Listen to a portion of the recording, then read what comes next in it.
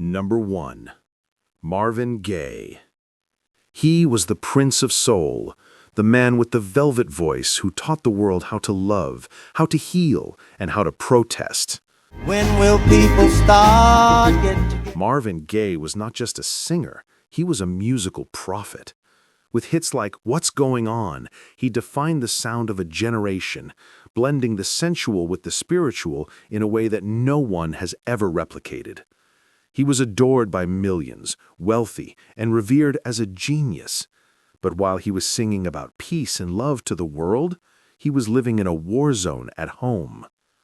The greatest tragedy of Marvin Gaye's life was not that he died young, but that the man who took his life was the very man who gave it to him.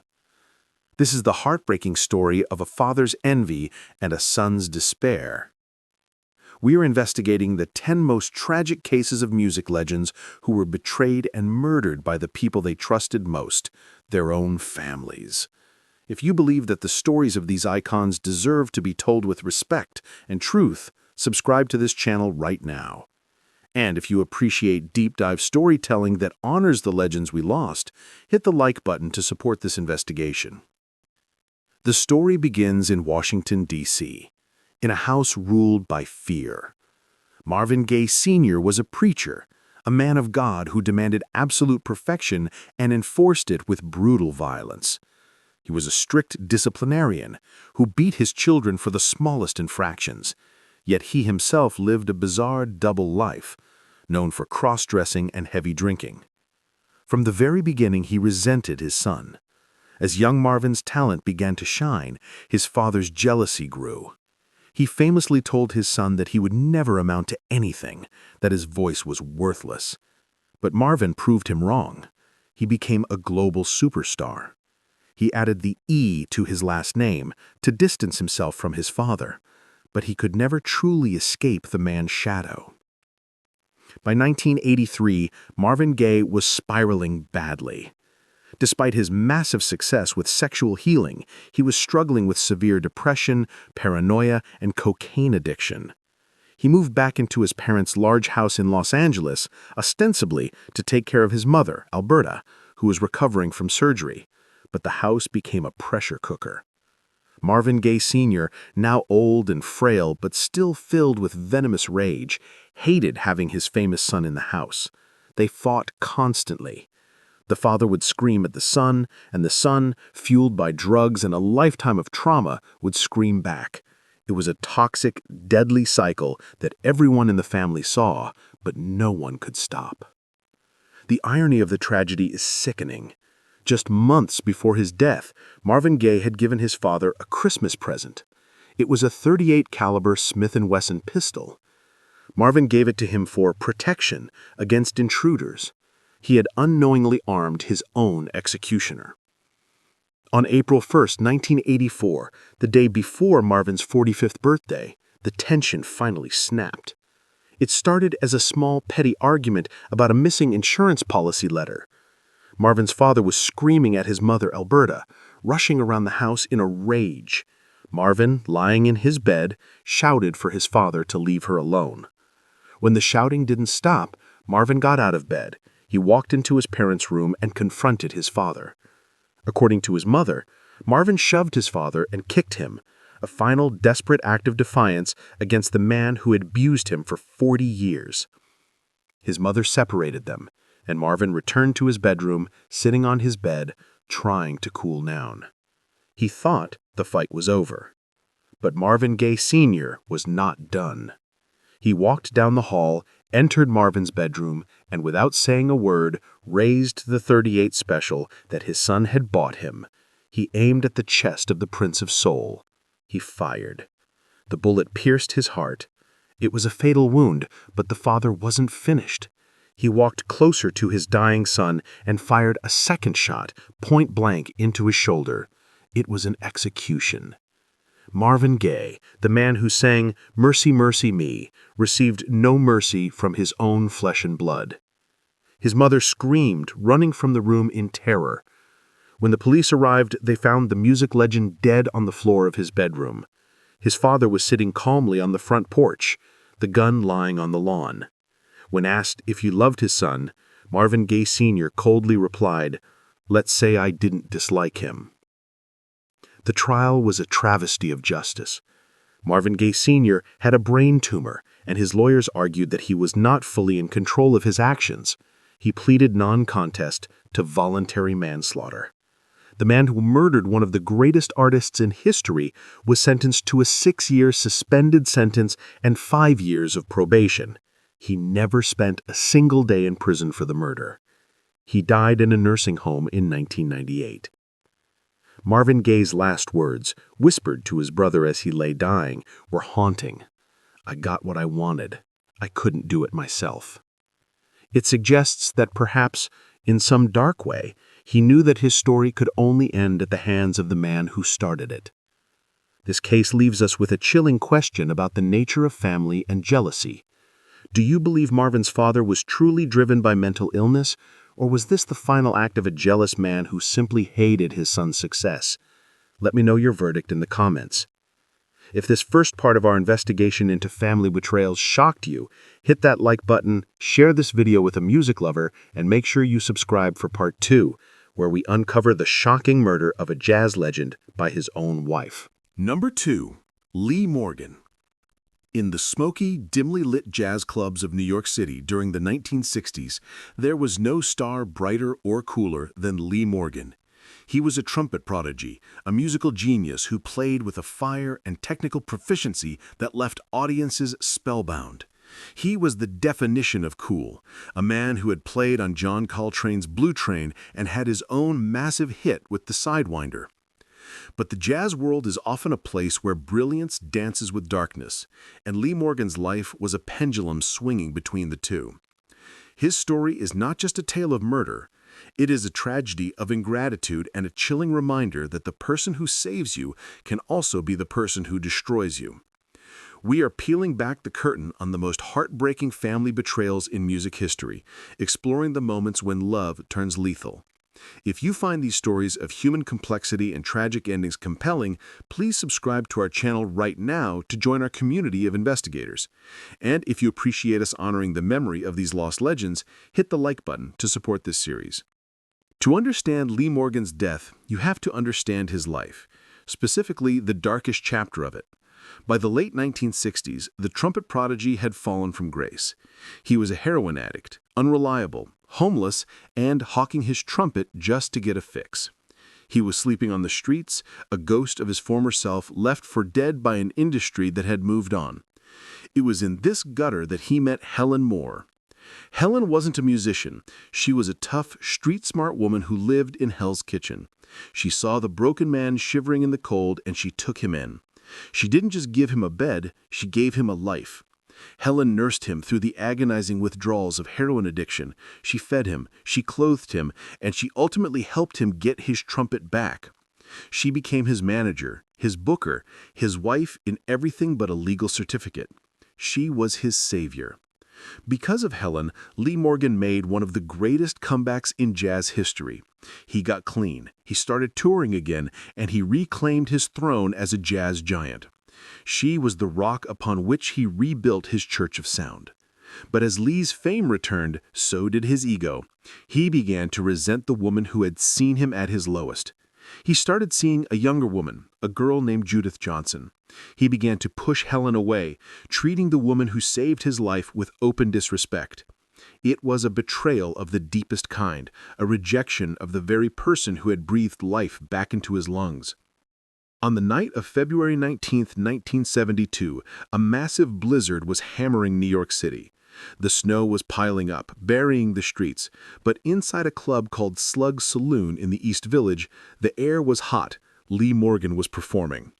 Helen Moore had come to the club that night, perhaps to talk, perhaps to watch him play. But Lee was done with her.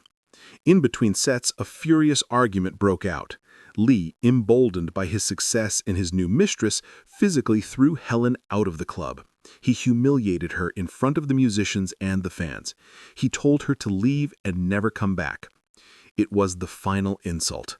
Helen walked out into the freezing blizzard, her coat whipping in the wind. But she didn't go home. She drove her car just a few blocks, sat there for a moment in the cold, and made a decision that would silence a jazz legend forever. She reached into her purse and pulled out a gun. She walked back into Slug's saloon. The band was getting ready for the next set. Lee Morgan was at the bar, preparing to go back on stage. He looked up and saw Helen walking toward him. He didn't see the gun until it was too late. She didn't scream. She didn't make a speech. She raised the pistol and fired a single shot directly into his chest. The sound of the gunshot cut through the noise of the club like a trumpet blast. Lee stumbled and fell. Here is the most tragic twist of the entire night, a detail that haunts jazz fans to this day. The wound might not have been fatal. It was serious, but survivable. But because of the massive blizzard raging outside, the ambulance could not get through the streets of New York. The snow was too deep. The emergency services were paralyzed. For an agonizing hour, Lee Morgan lay on the floor of the jazz club, bleeding to death, while the woman who had spent years saving his life stood over him, watching the life she had restored slowly drain away. Helen immediately began to scream, I'm sorry, realizing the enormity of what she had done. She had killed her creation. When the police finally arrived, she handed them the gun and sat quietly, waiting to be arrested. Lee Morgan was pronounced dead at the age of 33. The tragedy was absolute. A man saved from the slow death of heroin, only to meet a sudden, violent death at the hands of his savior. Helen was arrested and charged with murder, but she was eventually deemed mentally incompetent to trial for a long time and spent time in a hospital before serving a short prison sentence. She spent the rest of her life in obscurity, haunted by that night in the blizzard. She passed away in 1996, taking her full side of the story to the grave. This case forces us to confront the toxic dynamics of dependency and gratitude. Helen gave him everything, and when he tried to leave, she took it all back. It raises a difficult question about human nature and debt. Do you think this was a crime of pure jealous rage, or was it the desperate act of a woman who felt her own life was being erased by the man she built? I want to hear your perspective on this complex tragedy in the comments below. If you found this heartbreaking story of jazz, snow, and blood captivated you, please hit the like button to help us keep these stories alive, share it with your friends, and make sure you are subscribed for Part 3, where we will explore another shocking family murder involving a rock producer and his wife. Number 3. Felix Pappalardi.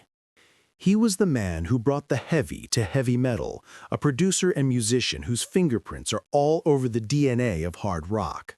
Felix Pappalardi was a titan of the industry, the brilliant mind behind the band Cream, earning him the nickname The Fourth Member, alongside Eric Clapton, Jack Bruce, and Ginger Baker.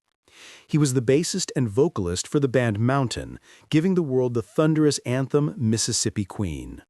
He was a classically trained musician who understood the structure of sound better than almost anyone in the business, but his intelligence could not save him from the toxic web he had woven in his personal life. This is a story of artistic collaboration turned into a deadly obsession, a reminder that the most dangerous person in a rock star's life is often the one sleeping beside them. We are investigating 10 tragic cases where music legends were murdered by their own families, exposing the dark underbelly of fame and intimacy. If you are captivated by these deep dives into music history's unsolved mysteries and tragic endings, subscribe to our channel right now to join our community of truth seekers. And if you appreciate the research that goes into these stories, hit the like button to help this video reach more fans who remember the music. The story of Felix Pappalardi is inextricably linked to his wife, Gail Collins. They were a power couple in the truest sense of the New York rock scene in the late 1960s and 70s. Gail wasn't just a rock wife or a groupie. She was a formidable artist in her own right. She wrote the lyrics to many of Cream's hits, including Strange Brew and World of Pain, and she designed the psychedelic album covers for Mountain. They were partners in art, in business, and in life, creating a synergy that seemed unbreakable from the outside. But inside their high-rise Manhattan apartment on the East Side, the dynamic was far darker. Friends and associates described Gayle as intensely controlling, a woman who wielded her influence over Felix with an iron grip. It was a relationship fueled by drugs, ego, and a volatile open marriage arrangement that was doomed to fail. By the early 1980s, that failure was imminent. Felix had begun an affair with a younger woman, and unlike the casual flings of the past, this was serious. He was planning to leave Gayle. He was planning to break the partnership. For a woman like Gayle Collins, who had built her entire identity around being the muse and the manager of a rock god, this was an unacceptable loss of control. The tension in their fifth-floor apartment reached a breaking point on April 17, 1983. Felix had returned home late, and the arguments that had defined their recent years exploded into a final confrontation. But this time, words were not enough. In a twist of cruel irony that seems to echo through many of these stories, the weapon used to kill the music legend was a gift he had given to his killer. Felix had bought Gayle a small silver .38 caliber Derringer pistol, a surprise present he gave her just months earlier. He had given it to her for protection, a way to keep her safe in the gritty New York City of the 80s. Instead, that morning, Gayle Collins retrieved the gun from the bedroom. She didn't fire a warning shot. She didn't threaten him. She aimed the Derringer at her husband's neck and pulled the trigger. The bullet severed his carotid artery.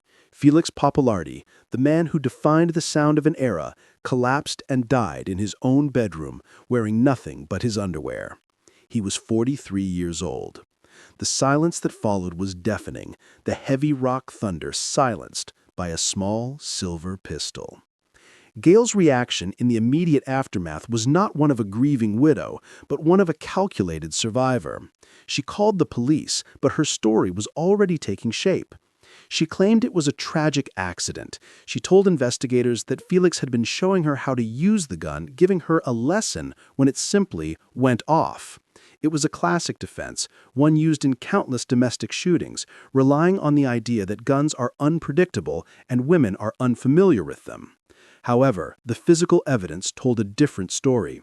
The angle of the shot, the tension in the marriage, and the fact that Felix was planning to leave her all pointed to a crime of passion, a premeditated execution born of jealousy and rage.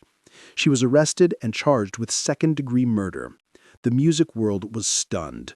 The woman who had written the lyrics to Strange Brew had brewed a lethal potion of her own. The trial was a sensation in New York, a window into the decadent and dangerous lives of the rock elite. Prosecutors painted a picture of a jealous, controlling woman who would rather see her husband dead than with another woman. They argued she knew exactly what she was doing when she pulled that trigger. But Gayle stuck to her story of the accident. And in a verdict that shocked the music industry and enraged Felix and his friends and fans, the jury believed her, or at least they had enough doubt to acquit her of murder. Instead, they found her guilty of the much lesser charge of criminally negligent homicide. It was a slap in the wrist for taking the life of a legend. This verdict remains one of the most controversial in rock history. Do you believe the accident defense, or was this a clear case of a woman using the legal system to get away with murder because of her status? I want to hear your verdict on this miscarriage of justice in the comments below. The aftermath was perhaps the strangest part of the saga. Gayle Collins was sentenced to 4 years in prison, but was released on parole after serving barely 2 years. She vanished from the public eye, a ghost drifting through the world. She moved to Mexico, where she lived a bizarre, reclusive life under a cloud of suspicion and rumors of experimental medical treatments. She was eventually found dead in a Mexican village in 2013, decades after she killed her husband. She never publicly confessed, never offered a true explanation, and took the truth of that morning to her grave. Felix Pappalardi's legacy lives on in the thunderous bass lines of classic rock radio, but his life serves as a grim reminder that sometimes the creative partnership that builds you up is the same one that tears you down, and the gift you give for protection can be the very thing that ends your life. If this story of rock and roll betrayal kept you on the edge of your seat, please hit the like button to support the channel, share this video with fellow music history fans, and make sure you are subscribed for Part 4, where we will uncover the heartbreaking story of the Queen of Tejano and the woman she called Mom. Number 4. Selena. She was not just a singer, she was a cultural phenomenon, a shining light who was on the absolute precipice of global superstardom. Selena Quintanilla Perez was the Queen of Tejano, a charismatic, beautiful, and incredibly talented young woman who was breaking barriers and bridging cultures with a smile that could light up a stadium. She was the Mexican Madonna, poised to release her first English-language crossover album, Dreaming of You, which was guaranteed to make her one of the most famous women on the planet. But just as her star was ascending to its highest point, it was extinguished by the one person whose job was to protect her interests, a woman who had wormed her way into the singer's inner circle until she was treated not as an employee, but as family. This is the story of the ultimate betrayal, a murder born of greed, obsession, and a desperate need to control a star who was rapidly outgrowing her cage. We are exploring the most heartbreaking cases where music legends were killed by those they trusted most. If you want to honor the memory of these icons and understand the dark psychology behind their deaths, please subscribe to our channel right now. And if this specific story of the loss of a Latin icon touches you, hit the like button to help us keep her legacy alive. The villain in this tragedy is Yolanda Saldivar. To understand the murder, you have to understand the depth of the deception. Yolanda started as a fan, a registered nurse who relentlessly pestered Selena's father, Abraham, to start a fan club. Once she got her foot in the door, she never left. She became the president of the fan club, but she wanted more. She ingratiated herself with the entire Quintanilla family, becoming a confidant, a gatekeeper, and eventually the manager of Selena's fashion boutiques. She was so close to the singer that Selena famously called her Mom. She had keys to the business, access to the bank accounts, and the complete trust of a young star who believed that everyone around her had her best interests at heart. But behind the facade of the devoted mother figure was a thief and a pathological liar. By early 1995, the cracks were starting to show. Fans were complaining that they had paid for merchandise they never received. Money was missing from the boutiques. Abraham Quintanilla, a shrewd businessman who had always been wary of outsiders, began to investigate. What he found was evidence of systematic embezzlement. Yolanda was stealing thousands of dollars from the family that had taken her in. On March 9, 1995, the family confronted her. Abraham fired her on the spot, threatening to go to the police if she didn't return the financial records she had stolen. A normal employee would have left in shame, but Yolanda Saldivar was not normal. She was obsessed. Her entire identity was wrapped up in being Selena's favorite. Without Selena, she was nobody. She began to play games, holding the financial documents hostage, claiming she had been raped in Mexico to get sympathy, doing anything to keep Selena in her orbit. On the morning of March 31, 1995, Selena agreed to meet Yolanda alone at the Days Inn Motel in Corpus Christi to retrieve the missing tax records. It was a fatal mistake, born of Selena's kind heart. She believed she could handle Yolanda, that she could smooth things over and get the paperwork she needed for her taxes. In room 158, the confrontation turned deadly. Selena demanded the documents. Yolanda stalled. She spun more lies. When Selena finally realized that the relationship was over and turned to walk out the door, the woman she called Mom pulled out a .38 caliber Taurus revolver. She didn't hesitate. She fired a single, expanding hollow-point bullet into Selena's back. The bullet severed an artery near her heart. It was a devastating, unsurvivable wound. But Selena, fueled by adrenaline and the sheer will to live, didn't die immediately. She ran. She ran from the room, clutching her chest, leaving a trail of blood that stretched for 390 feet, all the way to the motel lobby. Yolanda didn't try to help her. She didn't call 911. She chased her, screaming "bitch" at the dying star. Selena collapsed in the lobby, and with her final breath, she did the one thing that ensured justice would be done. She named her killer.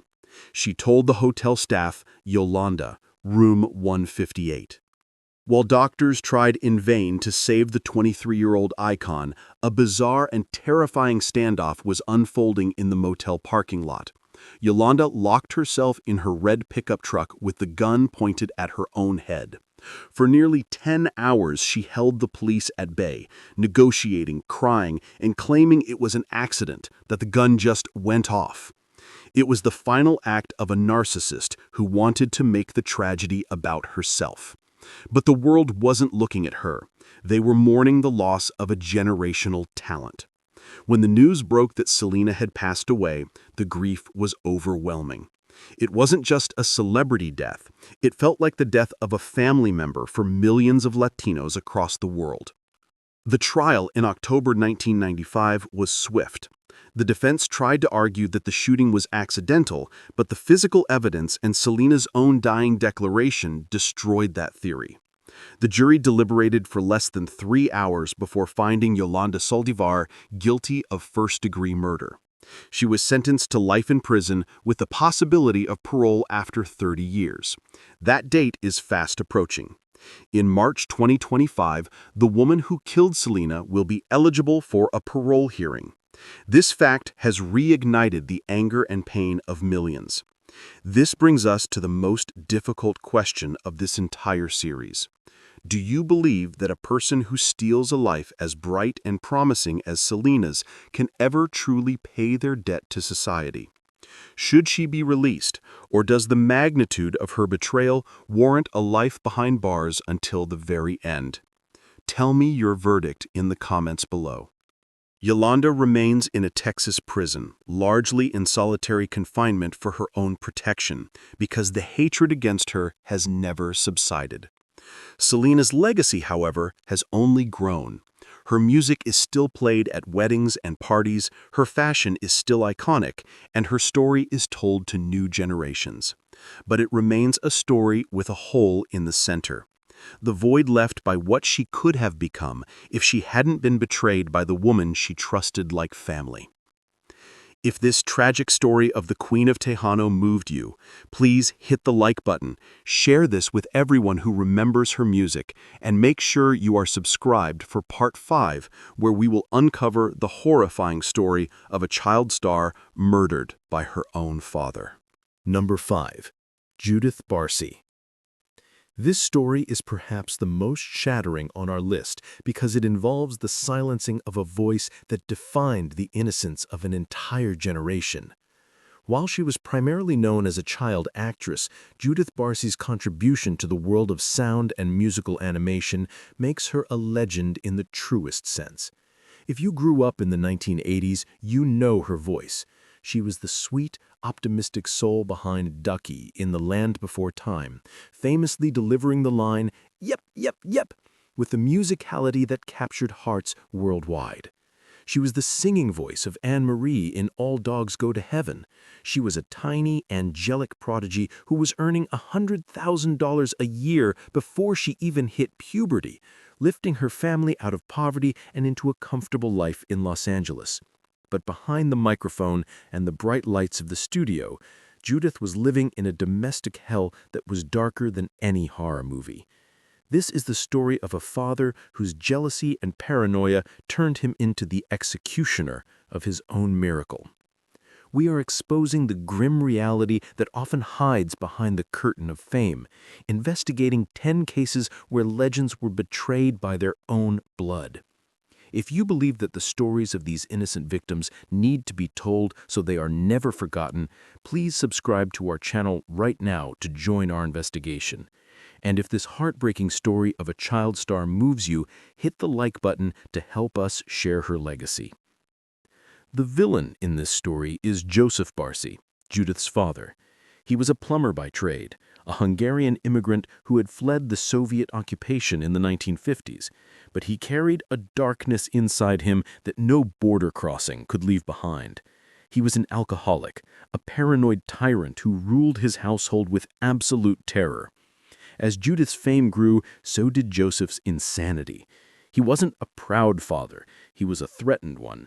He saw his daughter's success not as a blessing, but as a threat to his control. He became convinced that his wife, Maria, and Judith were going to leave him, that they were going to take the money and the fame and abandon him. To prevent this, he instituted a reign of psychological and physical torture. He would pull Judith out of bed in the middle of the night and force her to memorize his rules. He famously took a kitchen knife, held it to the 10-year-old girl's throat, and told her, "If you decide not to come back, I will cut your throat." This wasn't a one-time threat. It was the atmosphere she breathed every single day. The stress was so immense that the child star began to pull out her own eyelashes and even the whiskers of her pet cats, a physical manifestation of the unbearable anxiety she was living under. The tragedy of Judith Barsi is not just that her father was a monster, but that the system designed to protect her failed so spectacularly. Maria, her mother, tried to save her. She went to Child Protective Services, CPS. She showed them the signs. She told them about the threats. But the investigation was botched. Joseph was charming when he needed to be, and the case was closed with the recommendation that Maria simply leave him. But leaving a violent, paranoid abuser is never simple. Maria was terrified that if she tried to run, Joseph would hunt them down and kill them, a threat he had made countless times. She began secretly renting an apartment, slowly moving their belongings out, planning an escape that she hoped would save her daughter's life. But she moved too slowly. Joseph sensed he was losing his grip. On the morning of July 25, 1988, the tension in the Barsi house in West Hills finally snapped. Judith had been scheduled for an audition for a new Hanna-Barbera show, another step in her rising career. She never made it. That night, while Judith was sleeping in her bed, the same bed where she surely dreamed of the characters she brought to life, Joseph Barsi walked into her room. He put a .32 caliber pistol to her head and fired. He murdered his 10-year-old daughter in her sleep. The sound of the gunshot must have alerted Maria, who ran down the hall. Joseph met her and shot her as well. For 2 days, the man lived in the house with the bodies of his wife and daughter. He poured gasoline over them and set the house on fire before going into the garage and turning the gun on himself. The police found the charred remains of the family, a gruesome end to a life that had brought so much joy to the world. The entertainment industry was devastated. The director of The Land Before Time famously said that Judith was Ducky, that her personality was the heart of the film. When the song Love Survives was recorded for All Dogs Go to Heaven, it was dedicated to her memory, a haunting musical tribute to the little girl who never got to hear the final product of her genius. This case forces us to look at the utter failure of the safety nets that are supposed to protect child stars. It raises a furious question about accountability.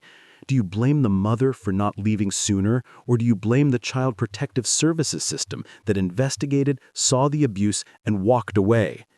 I want to know who you hold responsible for this failure in the comments below. Judith Barsi is buried in Forest Lawn Memorial Park in Los Angeles. Her tombstone reads, "Yep, yep, yep," a permanent echo of the character she immortalized. She remains a symbol of lost potential, a reminder that the voices that sing the sweetest songs are sometimes crying for help in a language that the adults around them refuse to understand. Her father didn't just kill a child, he killed a future, silencing a talent that was only just beginning to find its range. If this tragic story of the voice of our childhood broke your heart, please hit the like button to honor her memory, share this video so her story isn't forgotten, and make sure you are subscribed for Part 6, where we will investigate a soul legend who was betrayed by a hired gun. Number 6. Al Jackson Jr. They called him the human timekeeper. If you have ever tapped your foot to a soul record from the 1960s or 70s, you were likely moving to the beat of Al Jackson Jr. He was the drummer for Booker T and the MGs, the house band for Stax Records, and the rhythmic backbone of Otis Redding, Wilson Pickett, and Al Green. He didn't just play the drums, he defined the Memphis sound, a groove so deep and precise that it changed the course of American music. He was a legend, a wealthy, respected musician who had climbed to the very top of the industry. But while he was keeping perfect time on stage, his time on earth was running out, ticking down to a violent explosion within the walls of his own home. This is the story of a toxic marriage that spiraled into madness, a love story that turned into a murder mystery which remains one of the darkest chapters in music history. We are investigating the 10 most chilling cases where music icons were betrayed by their own families. If you believe these legends deserve justice and that their stories should not be buried in silence, please subscribe to our channel right now. And if you appreciate this deep dive into the hidden history of soul music, hit the like button to support our work. The tragedy of Al Jackson Jr. centers on his relationship with his wife Barbara Jackson. To the outside world, they were a successful, glamorous couple living the high life in Memphis. But behind closed doors, their marriage was a volatile war zone fueled by jealousy and control. By 1975, the timekeeper was looking to make a change. He was planning to file for divorce, intending to leave the toxicity behind and start a new chapter. But in the world of high-stakes domestic conflict, trying to leave is often the most dangerous move a person can make. The warning signs were not subtle, they were flashing neon red. In July 1975, just months before his death, a violent domestic dispute erupted.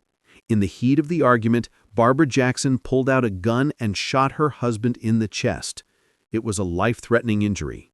Al survived, but in a move that baffles modern observers, he chose not to press charges. Perhaps he wanted to avoid the scandal, perhaps he thought he could manage the situation, or perhaps he simply underestimated the danger he was in. He told friends he was going to leave her, but he stayed in the house, a decision that would, ultimately, seal his fate. On the night of October 1, 1975, Al Jackson Jr. returned to his Memphis home after attending a screening of the Ali Frazier Thrilla in Manila fight. He walked through the door expecting to find his wife. He did, but she wasn't alone. According to Barbara's account, she ran to him, screaming that there were intruders in the house. Moments later, Al was confronted by men with guns. But this was not a standard robbery. The behavior of the intruders was cold, calculated, and personal. They reportedly beat Al, taunting him. They told him to get down on the floor. And then they executed him. They shot the legendary drummer 5 times in the back. It was a cowardly, brutal end for a man who had brought so much joy to the world. The intruders then fled, leaving Barbara physically unharmed but tied up, a detail that the police would later scrutinize intensely. When the Memphis police arrived, the scene didn't sit right. It looked like a robbery, but nothing of significant value seemed to be the primary target compared to the sheer violence directed at Al. It looked like a hit. The investigation quickly turned its gaze toward the grieving widow, the same woman who had put a bullet in Al's chest just 3 months earlier. The suspicion was thick in the Memphis air. Was this a burglary gone wrong? Or was it a contract killing orchestrated by a spouse who refused to be divorced? The police suspected that Barbara had hired the men to finish the job she had started in July. The theory was that she knew he was about to leave her and take his fortune with him, and she decided that if she couldn't have him, no one would. It's a narrative as old as time, but in the context of a music legend, it felt like a Shakespearean tragedy. The aftermath was a legal and emotional quagmire. The suspected triggerman was a man named Mayo Hampton, who was reportedly an acquaintance of Barbara. However, the justice system failed Al Jackson Jr. completely. There was insufficient evidence to conclusively link Barbara to a murder-for-hire plot in a court of law, and the case against the intruders was fraught with complications. The murder of the human timekeeper officially remains unsolved, but in the court of public opinion and within the music community, the verdict has long been delivered. Al Jackson Jr. wasn't killed by a stranger. He was killed by the toxic environment of his own home.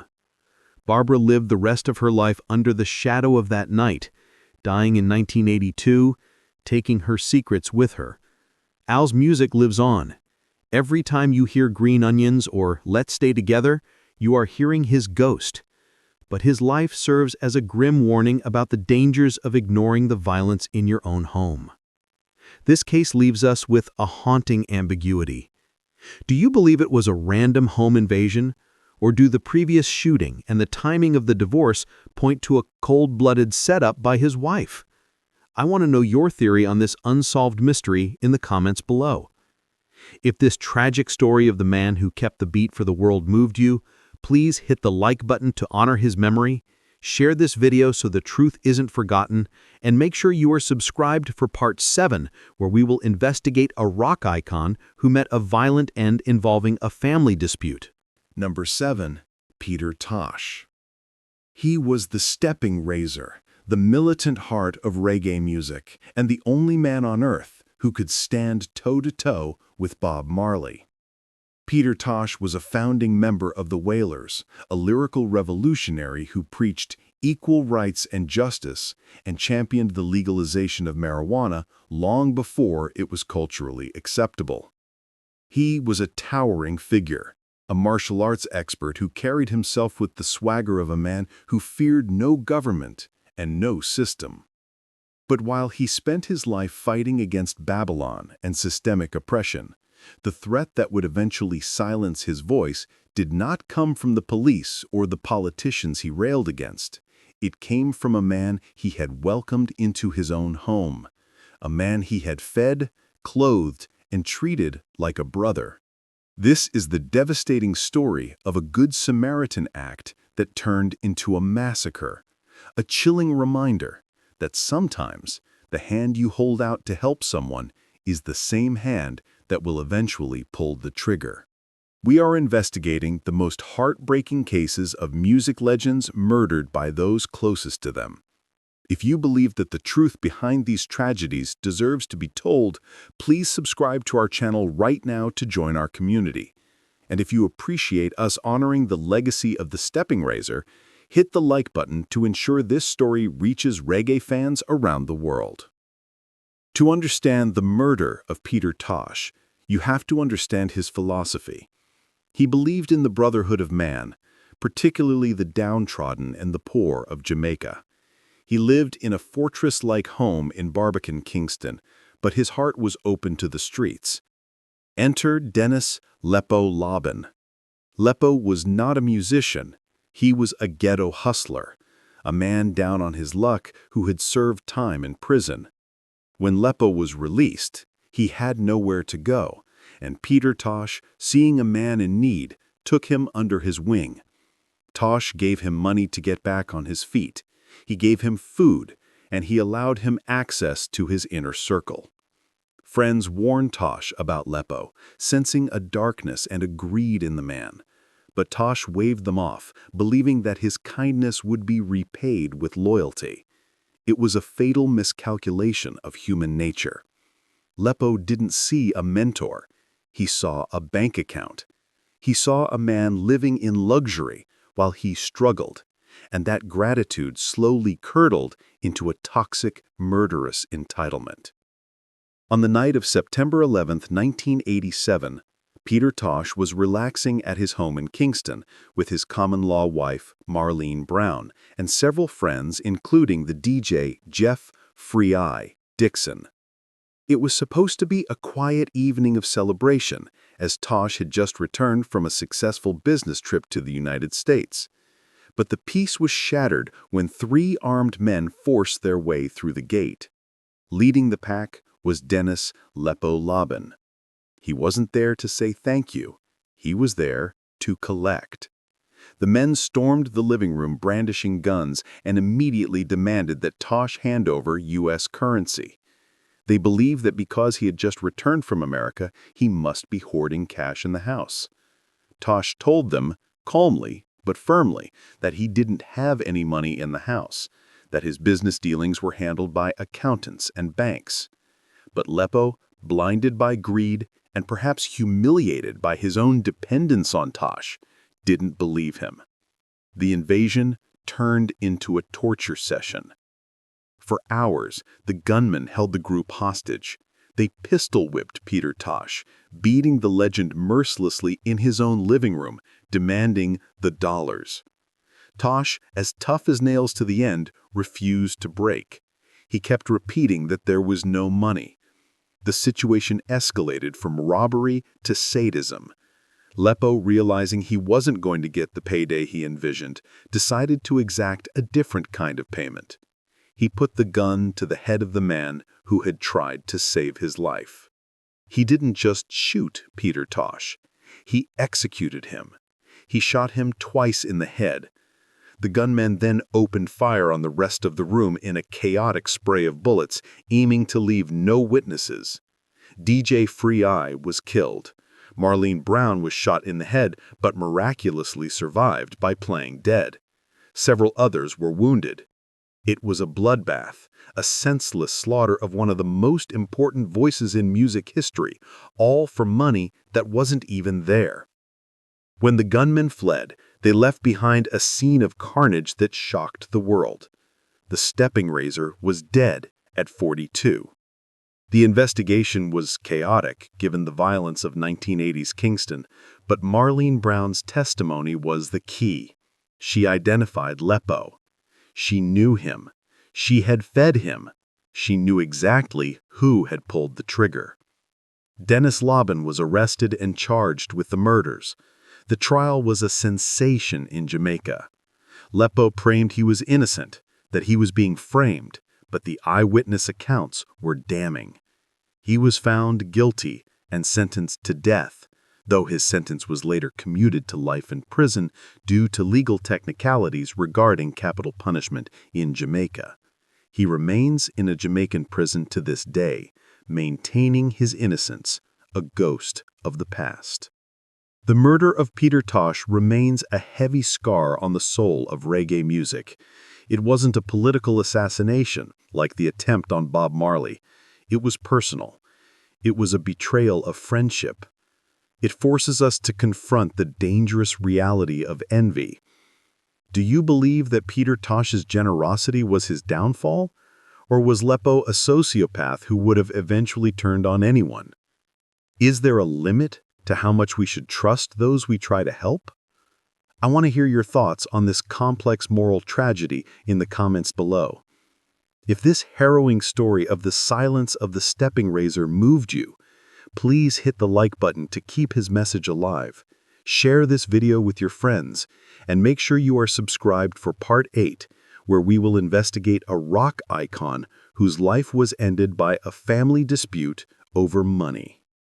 Number 8. Brian Jones. We have explored the horrors of parents killing children and wives killing husbands, but now we turn our gaze to the murky waters of rock and roll royalty, where the definition of family often extends to the entourage, the handlers, and the people paid to live inside the mansion. This is the story of the original golden boy of the British invasion, a man whose death was officially ruled an accident for decades, but whose final moments tell a much darker story of domestic betrayal and a fight over money that turned fatal. He was the founder of the Rolling Stones, the multi-instrumentalist genius who gave the band its name, its sound, and its dangerous edge. His name was Brian Jones. He was the blonde-haired, fashion-obsessed icon who defined the swinging 60s London scene, but by 1969, he was a fallen angel, kicked out of the very band he created, isolated in a country estate, and living with a man who was supposed to be fixing his house, but ended up destroying his life. We are investigating the 10 most tragic cases where music legends were murdered by those closest to them. If you believe that the truth about these suspicious deaths deserves to be uncovered, please subscribe to our channel right now to join our investigation. And if you want to help us solve the mysteries of rock history, hit the like button to support this series. To understand the tragedy of Brian Jones, you have to understand his final days at Cotchford Farm. This was the former home of A.A. Milne, the creator of Winnie the Pooh, a fairy tale setting for a rock star's retirement. But the atmosphere inside was anything but whimsical. Brian, struggling with drug addiction and the heartbreak of being fired from the Rolling Stones, had surrounded himself with a chaotic mix of girlfriends and employees. The most prominent among them was Frank Thorogood. Thorogood was a builder, hired to renovate the estate, but he had become something more: a live-in companion, a minder, and a man who felt increasingly entitled to Brian's lifestyle. The dynamic was toxic. Brian was the wealthy, erratic rock star. Thorogood was the rough working-class builder who felt underpaid and disrespected. The tension in the house was palpable, fueled by alcohol and arguments over money. Brian famously treated Thorogood poorly, and Thorogood, a man with a violent temper, was simmering with resentment. He wasn't just an employee, he was a member of the household, a part of the domestic family that Brian relied on, and that reliance would prove to be a fatal mistake. On the night of July 2, 1969, the heat wave in England was oppressive. Brian Jones decided to take a midnight swim in his heated pool. He was joined by Thorogood and a few others. The party had been drinking, but witnesses later stated that Brian was coherent, happy, and looking forward to his future post-Rolling Stones. What happened next is a blur of conflicting testimonies and police incompetence, but the core of the murder theory centers on a violent argument between Brian and Thorogood. Thorogood was demanding money he felt he was owed for the renovations.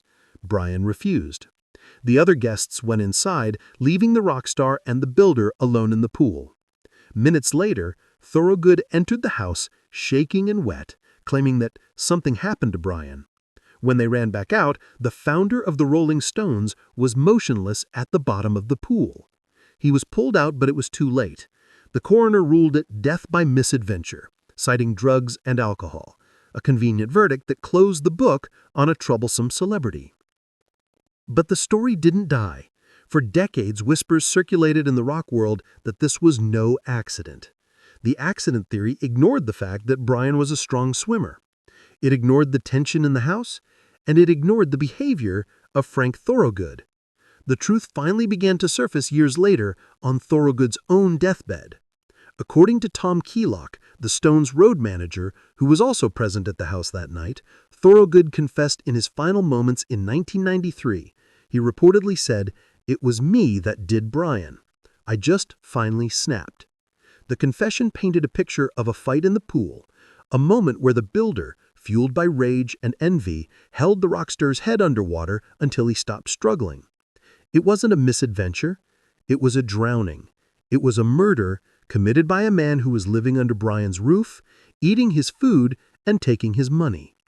The police files were reviewed in 2009, but no charges were ever brought, as the suspect was dead. This case remains one of the biggest open secrets in rock history. It fundamentally changes how we view the 27 Club. Brian Jones didn't just burn out, he was extinguished by a member of his own household. This brings us to a chilling question about the price of fame. Do you believe the police covered up the murder to avoid a scandal? Or was Thorogood's confession just the ramblings of a dying man? Was Brian Jones the victim of a domestic murder that history tried to erase? I want to hear your theory on the death of the original Rolling Stone in the comments below. If this dark investigation into the mysterious drowning of a rock god captivated you, please hit the like button to help us find the truth, share this video with every classic rock fan you know, and make sure you are subscribed for Part 9, where we will uncover the shocking story of a rap legend who was betrayed by a friend over a game of dice. Number 9. Slim Dunkin. We have explored the betrayal of blood relatives and spouses, but in the world of music, particularly in the tight-knit, high-stakes world of hip-hop, the word family often extends to the crew, the entourage, the brothers forged not by birth, but by the struggle to make it out of the streets. This is the story of a rising star who was the heartbeat of one of the most influential rap collectives of the 2010s, a man who was on the cusp of global fame, only to be silenced by a member of his own musical brotherhood over a dispute so petty, so trivial, that it exposes the terrifying fragility of life in the fast lane. His name was Mario Hamilton, but the streets and the charts knew him as Slim Dunkin. He was the charismatic 6'8" giant who stood at the right hand of Waka Flocka Flame and Gucci Mane, a central pillar of the Brick Squad monopoly empire. He was a legend in the streets of Atlanta, a mentor to younger artists, and a man whose energy was infectious. But on a cold December night, the recording studio, a place that is supposed to be a sanctuary for art and expression, became a slaughterhouse, proving that envy and ego can turn a friend into an executioner in the blink of an eye. We are investigating the 10 most heartbreaking cases where music icons were betrayed by those they trusted most.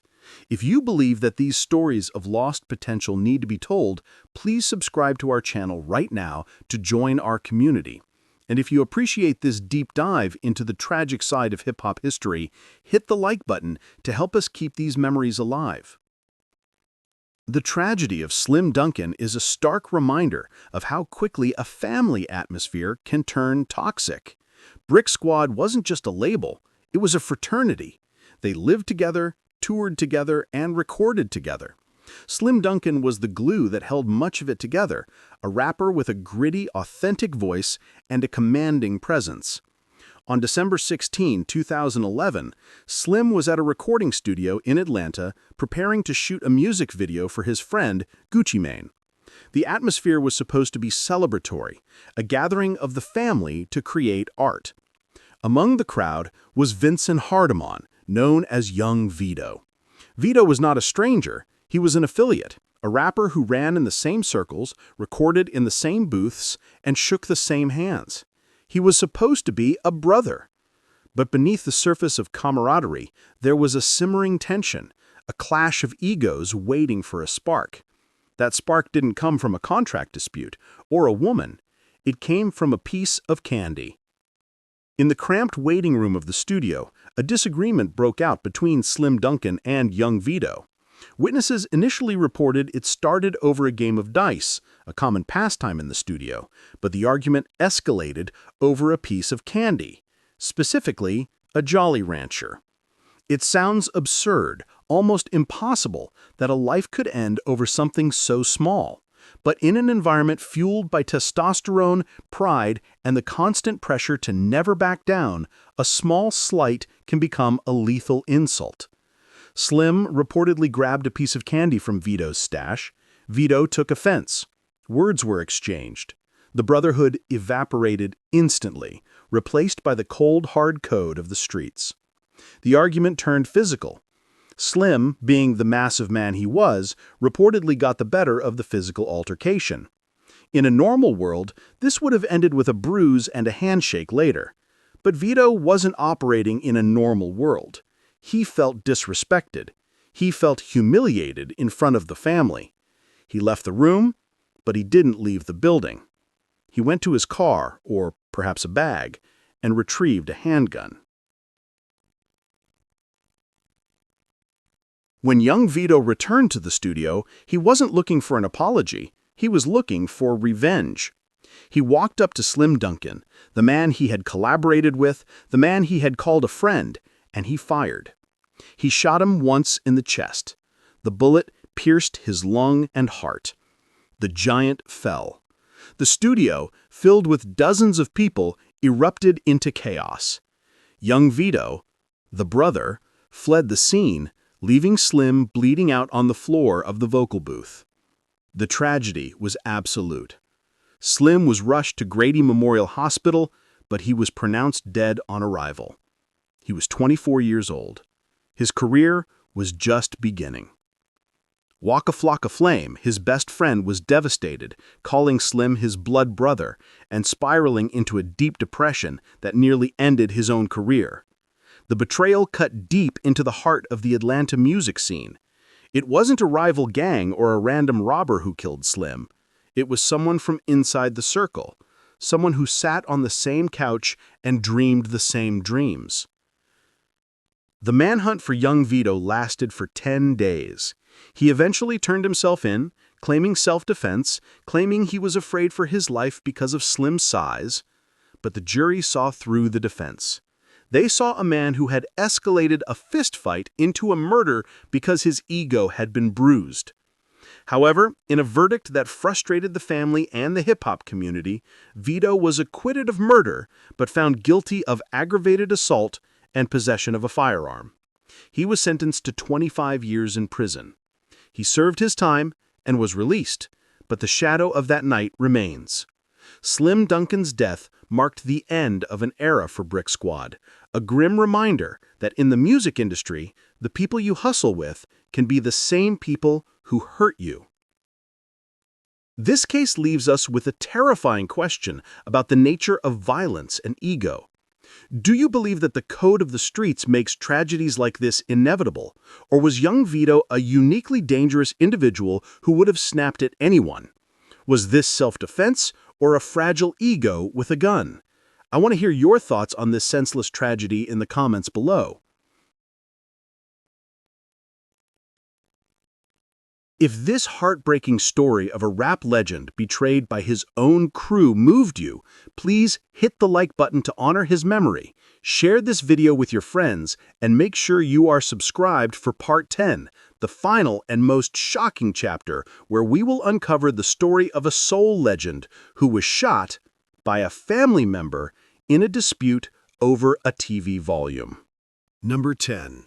William Wee G. Howard. We've traveled through a landscape of horror, witnessing mothers killing sons, wives killing husbands, and fathers killing daughters. We have seen motives ranging from greed to jealousy to insanity. But we end our journey with a case that is perhaps the most terrifying of all, not because of a grand conspiracy, but because of its sheer, utter pettiness. This is the story of a soul legend, a man whose voice defined the heartbreak and the groove of the 1970s, a man who sang about rain and pain, only to have his life ended in his own living room over a dispute so trivial, so mundane, that it exposes the fragile, violent thread that holds some families together. He was the lead singer of the Dramatics, the voice behind the timeless classic In the Rain. His name was William Wee G. Howard. He was a titan of R&B, a man who had toured the world, sold millions of records, and earned his place in the pantheon of music history. But fame, talent, and legacy offered no protection against the volatile anger of a family member who decided that a moment of annoyance was worth more than a legend's life. This is the final curtain call. If you have followed us through this dark exploration of betrayal, if you believe that these stories are essential warnings about the human condition, please subscribe to this channel right now.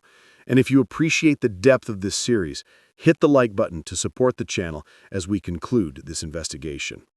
The story takes us to Detroit, Michigan, the heartbeat of soul music.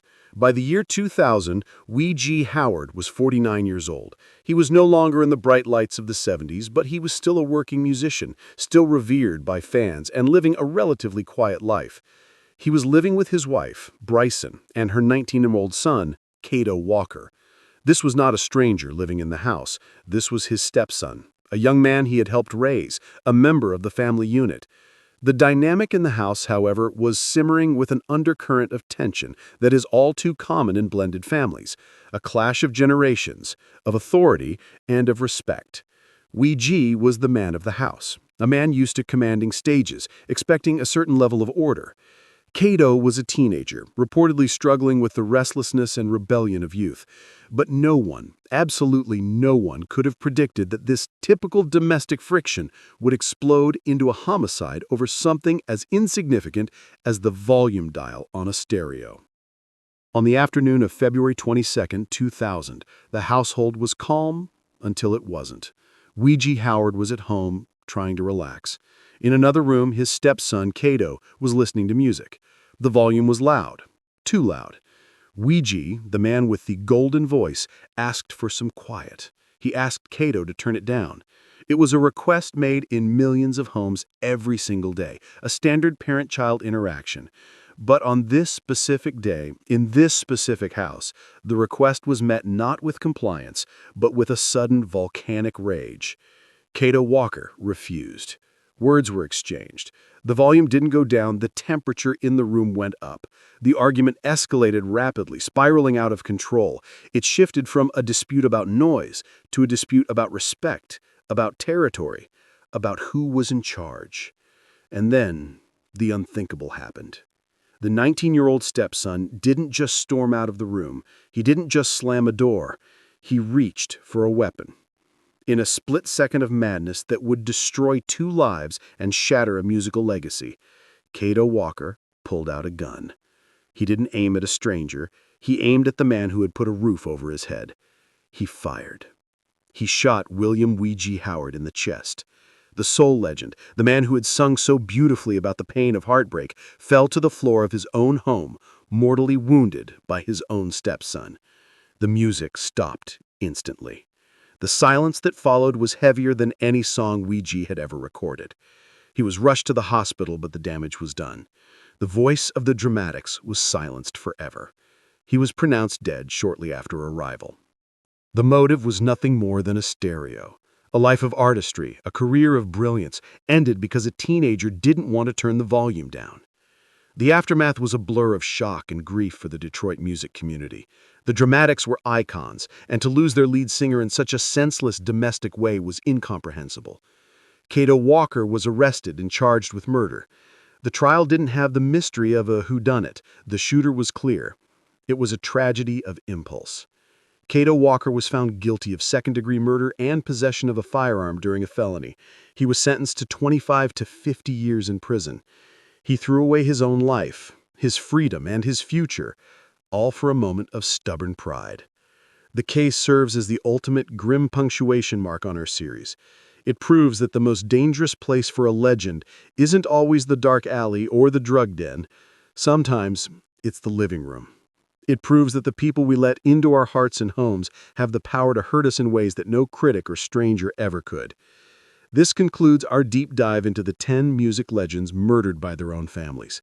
This series has shown us that behind the glamour and the gold records, these icons were human beings, vulnerable to the same toxic dynamics, jealousies, and sudden violence as anyone else. Do you think fame makes these domestic tragedies more likely, or does it just make them more public? I want to read your final thoughts on this series in the comments below. If this journey into the dark side of music history opened your eyes, please hit the like button, share this video with every music fan you know, and make sure you are subscribed and have the bell turned on. We have a new investigation starting next week that you will not want to miss.